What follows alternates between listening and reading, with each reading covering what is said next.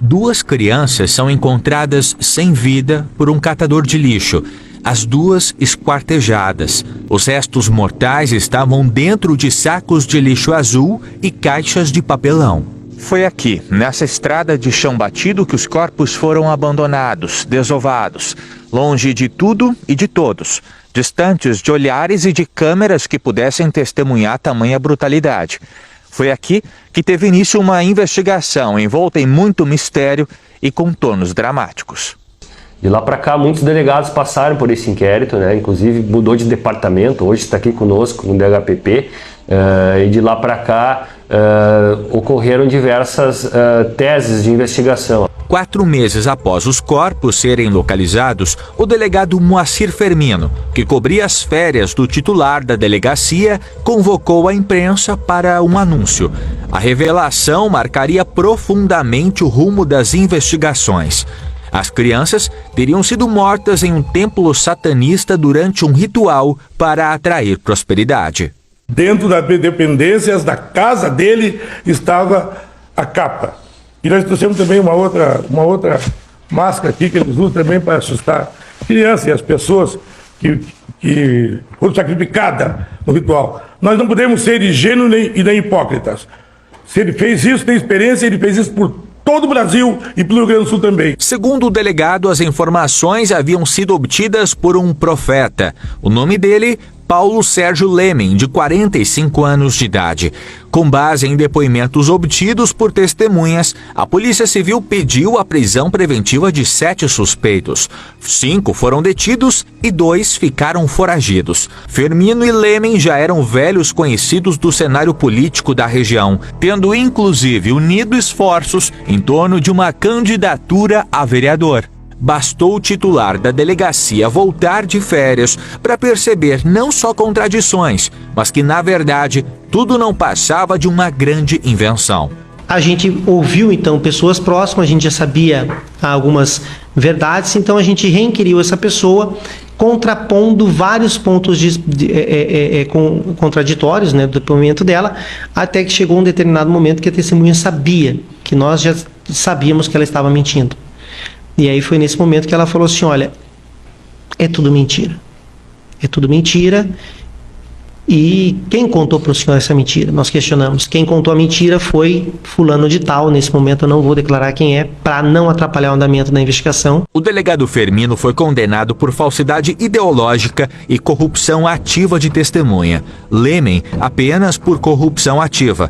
A defesa do policial civil informou que irá recorrer da decisão. Os dois receberam permissão para responder em liberdade. Os 5 presos foram soltos. Com relação ao crime, que mataram e esquartejaram as crianças, nós voltamos ao ponto zero. Pode dizer, delegado, que houve um retrabalho policial, ou melhor, que em vez de focar especificamente na investigação, toda essa tese, essa linha de que teria acontecido um ritual atrapalhou o trabalho da polícia a ponto dela ter que correr atrás do prejuízo, digamos assim? Com certeza. Inicialmente foi gasta uma energia muito grande para se fazer essa prova, né? Envolveu uma série de policiais e depois uma energia tão grande ou maior para se desfazer essa prova. Isso é claro que atrapalha, isso é claro que atrasa as investigações e trouxe sim prejuízos investigativos. Quase 4 anos já se passaram e praticamente nada se sabe a respeito das vítimas. As identidades não foram descobertas, as cabeças jamais localizadas. Um laudo emitido pelo Instituto Geral de Perícias confirmou que se tratam de parentes entre 8 e 12 anos de idade. Com base no material genético compatível pelo lado materno, é possível afirmar que se tratam de irmãos, primos ou até tia e sobrinho. No entanto, as informações, elas param por aqui, esbarram no silêncio desses túmulos, onde elas foram sepultadas como indigentes. Em 14 de dezembro do ano passado, o silêncio também alcançou um dos responsáveis pela versão que ligava o esquartejamento das crianças a um ritual. Paulo Sérgio Lemen, o informante do delegado Fermino, foi assassinado. Coincidentemente, no mesmo dia em que seria intimado para depor em um procedimento disciplinar da Polícia Civil que tratava dos falsos testemunhos. Neste vídeo, obtido com exclusividade pela Record TV, Paulo já previa que algo poderia acontecer e gravou esta mensagem. Eu quero avisar uma coisa a vocês. Se por acaso eu sumir ou amanhecer morto ou alguma coisa acontecer, saiba quem é o culpado.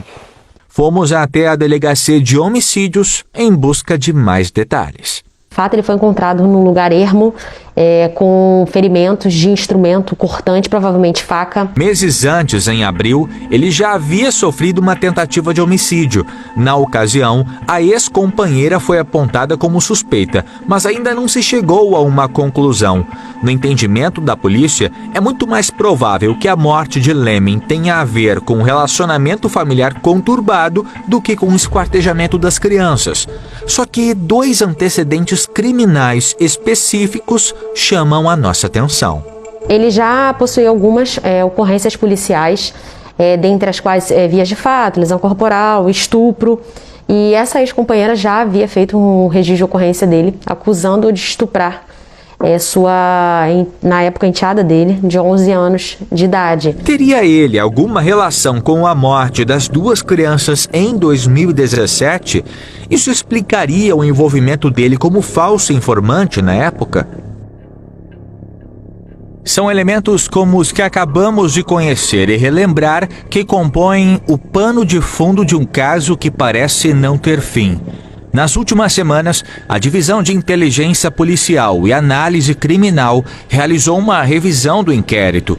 Entre as medidas adotadas pelo departamento, a relação de milhares de números telefônicos de celulares que estiveram na região onde os 2 corpos foram encontrados. Percebemos que algumas denúncias não haviam sido verificadas. São 5 volumes de inquérito, né? Muitas denúncias chegaram. Quantas páginas? Mais de 1000 páginas. Mais de 1000 páginas. Né? Muitas denúncias aportaram no departamento que não haviam sido verificadas, né? Foram todas elas verificadas. Perícias, não tínhamos ainda a resposta de algumas que foram solicitadas. Até a data de hoje, 7 pessoas foram consideradas suspeitas e 5 acabaram presas. Todas elas restaram inocentadas após o suposto ritual ser classificado como fantasioso. Dos 2 homens que estavam por trás desta versão, resta apenas um, o delegado Fermino, pois um deles, Lemming, foi assassinado. Mais de 2/3 dos casos que aportam esse departamento, eles são elucidados, eles são esclarecidos e os autores, da grande maioria, são presos. Mas um caso com essas peculiaridades, né, com tudo que envolve, com tamanha crueldade, e a gente chegar após tanto trabalho assim e não temos a autoria, né, ou uma linha que nos leve assim a ter a possibilidade de chegar aos autores, é de certo modo frustrante. Para o esquartejamento de 2 crianças, inúmeros questionamentos. Onde estão e quem são os suspeitos? Qual a motivação por trás dos assassinatos? Alguém chorou por essas mortes? Se sim, onde essas pessoas se encontram? As investigações continuam em busca de respostas. Se o crime será perfeito para sempre, isso apenas o tempo dirá.